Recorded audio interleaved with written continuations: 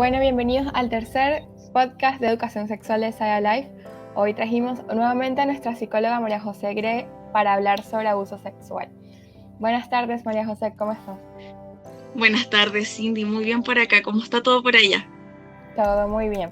Bueno, hoy queremos saber qué es el abuso sexual. Es muy buena pregunta. El abuso sexual se ha visto como una transgresión a el cuerpo de otra persona. Esto puede, a la transgresión sexual del cuerpo de otra persona, pero que no implica solamente una transgresión sexual, sino que tiene impactos en lo psicológico, emocional, moral y evidentemente físico de un ser humano. Esta descripción implica que muchas veces existe una desigualdad en la distribución del poder, ¿sí? Por no decir siempre, porque se hace uso del poder de quien está en papel de abusador o abusadora, ¿sí? Para, en el fondo, atentar contra esa integridad de este otro ser humano que está en juego.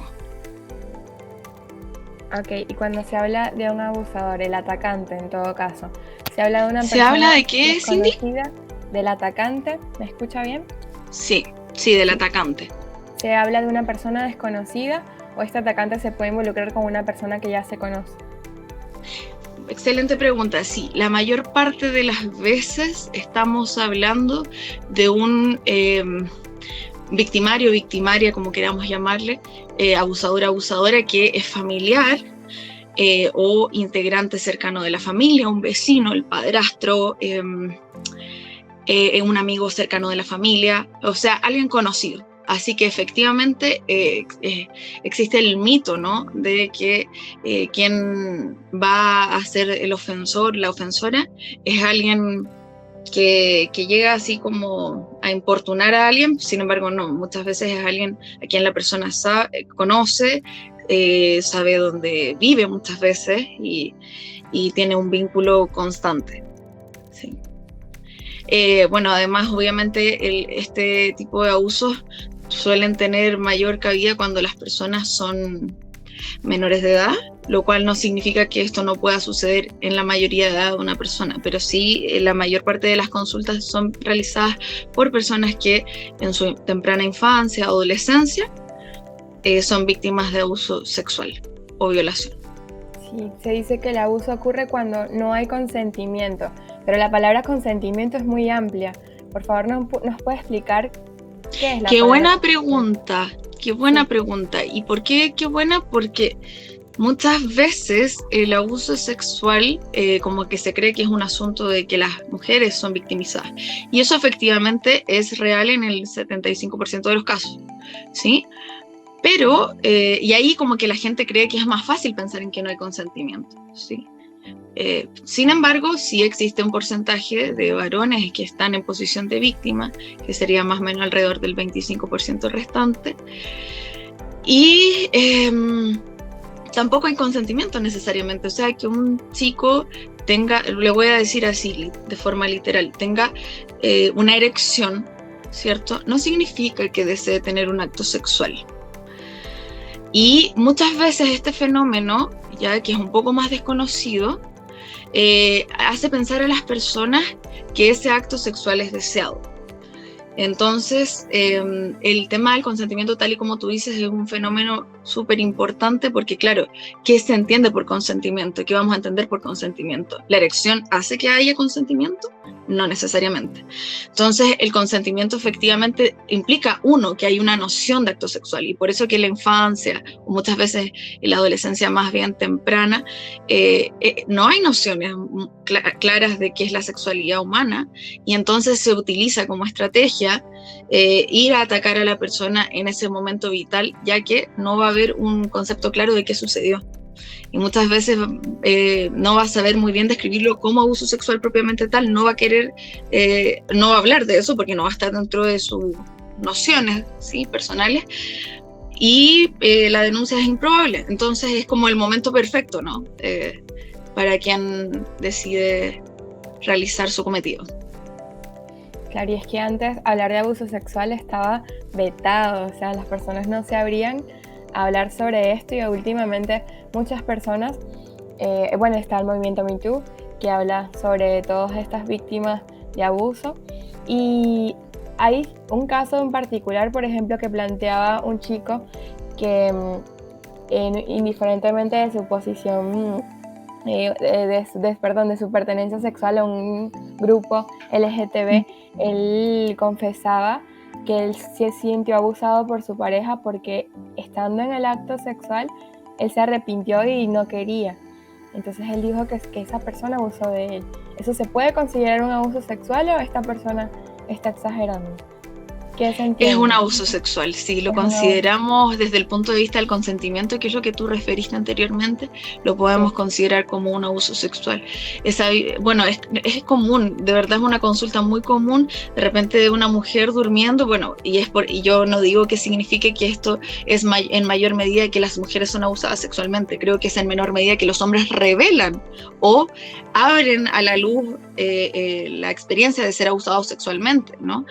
Porque van a ser tal vez más invalidados que una mujer, pero es más fácil o menos tabú para una mujer revelar un acto sexual, porque se considera como socialmente que eso pasa todo el tiempo, cuando tal vez un abuso sexual hacia un hombre se considera como que eso no pasa.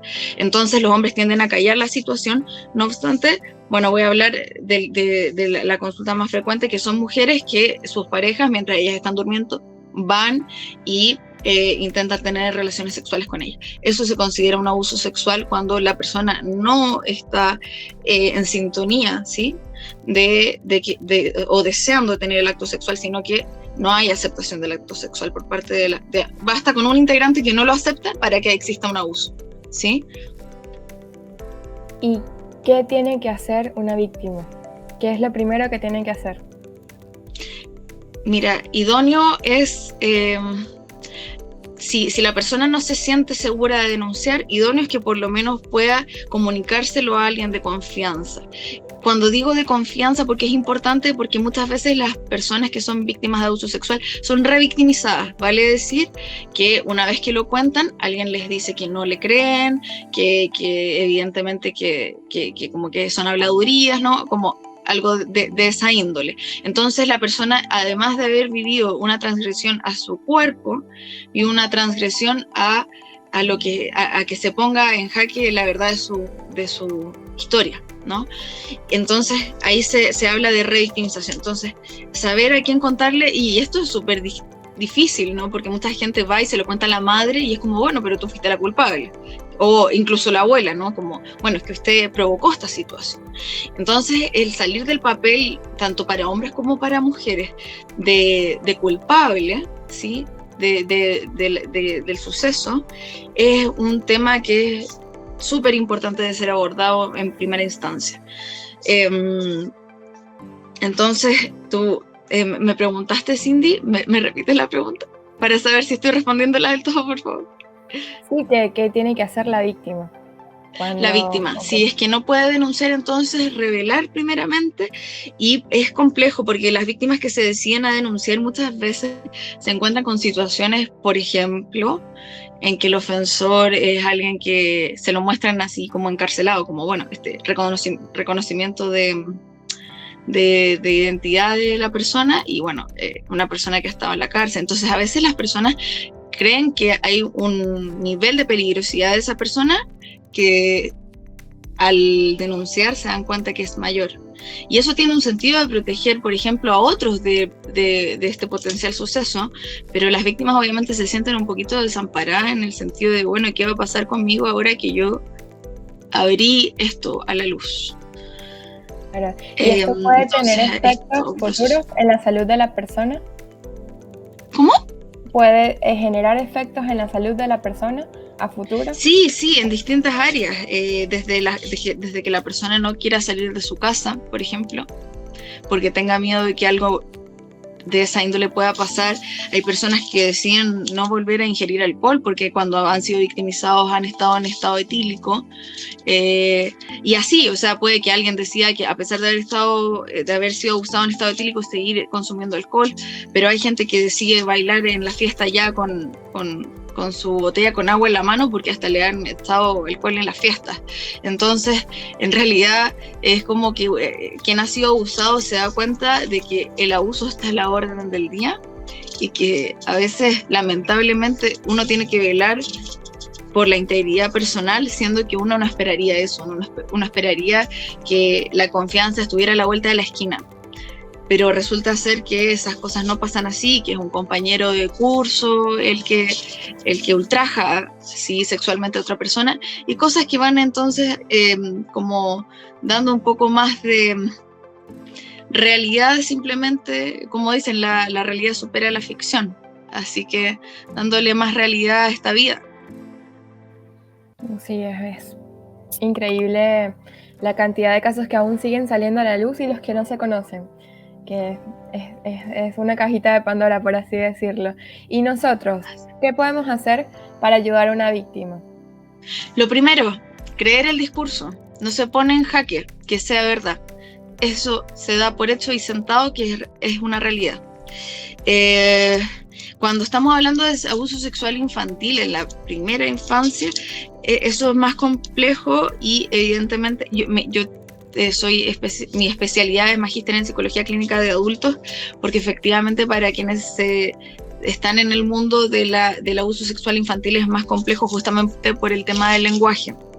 Y para eso existen las pericias psicológicas que están pensadas, ¿no?, para identificar qué está sucediendo allí en la vida de ese infante. Sin embargo, cuando ya estamos hablando, que es la mayor parte de las veces que sucede, que este abuso se revela en la adultez, ¿sí?, cumplida la mayoría de edad, tiempo transcurrido el evento, ¿sí?, uno entonces parte validando, es decir, creyendo y dándole un sustento, una veracidad al discurso de la persona. Se escucha lo que se necesita hablar, se da el tiempo para que esa persona quiera contar o no detalles. Se abre camino a que esa persona pueda erradicar, o no sé si decir erradicar, o revincularse con la experiencia de ser culpable, dándose cuenta muchas veces las personas que son los discursos sociales los que hacen creer a las víctimas que tenía que ver como con la vestimenta de la persona, pero finalmente uno se termina dando cuenta que este tipo de situaciones suceden hasta estando con bufandas, ¿no? Entonces, como para ser bien categóricos y también abrir paso a que no porque uno vista de un cierto modo, entonces uno está libre de este tipo de experiencias. Así que, entonces, poniéndolo en orden, validar, escuchar, no forzar la apertura de detalles en caso de no ser deseado, por ende respetar el ritmo de la persona y, por último, desculpabilizar el camino de la historia personal en la que se comprende y se contextualiza el abuso vivido. Y también podemos ofrecer la ayuda psicológica en todo caso, ¿no? Definitivamente. O sea, bueno, creo que es clave en el proceso de superación de este tipo de experiencias, y he visto que mientras más uno abra la experiencia en ambientes de cuidado, ¿sí?, donde uno sabe que la respuesta va a ser más o menos favorable, terapéutica, ¿no? Terapéutico es todo el camino antes recién mencionado, ¿sí? Una respuesta terapéutica, pues eso ayuda un poco a darse cuenta que esto no es tabú, que esto sucede más de lo que uno quisiera, y que conocer un poco más sobre esta temática puede ayudar a las personas a decidir sobre cómo actuar sobre su propio cuerpo, ¿no? Porque a veces alguien cree que, claro, es mi pareja, entonces puede hacer lo que quiera. No, es que no, eso no sucede así. ¿Usted no tiene ganas? Pues que entonces no tiene ganas. Perfecto. Muchas gracias, María José, por hablar sobre este tema tan difícil con nosotros. Recuérdenos, por favor, sus redes sociales para que las personas que la están escuchando la sigan. Claro que sí. Me pueden encontrar en Instagram en @sanarescrecer Y bueno, prontamente voy a estar subiendo las clases de baile que doy, que junto con ejercicio localizado, elongaciones, todo incluido, pensando en que nadie se lesione, para que puedan ver un poco más sobre vida saludable y cómo vincularnos con el cuerpo justamente desde el placer, el agrado y las cosas que sí queremos hacer y que sí aceptamos en nuestra vida. También la pueden encontrar en nuestro perfil de psicólogos en Saya Life. ¿Sí? Bueno, María José, nuevamente muchísimas gracias y será hasta la próxima. Cindy, un abrazo grande para ti, un gusto trabajar contigo como siempre. Hasta luego. Chao. Que estés muy bien. Chao.